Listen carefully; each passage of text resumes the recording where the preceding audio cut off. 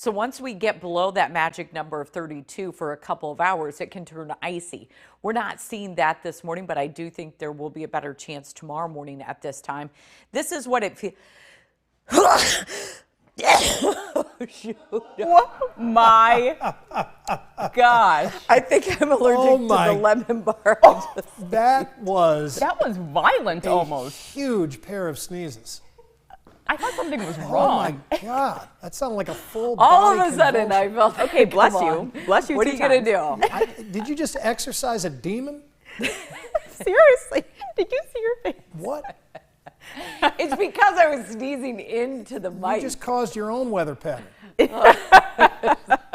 That was quite the storm this morning. Is that a jet stream Oh, there? I or feel a lot snot? better now. That's all I'm going to say. All right, let's talk about these clouds.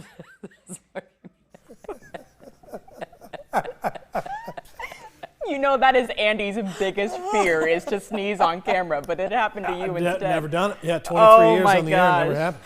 Oh my goodness. Oh my Yeah, that caught me off guard. Look at that. Look at what she did to that. Yeah, man, now Just the spots interactive all map over is the all over map. the place. Oh, geez.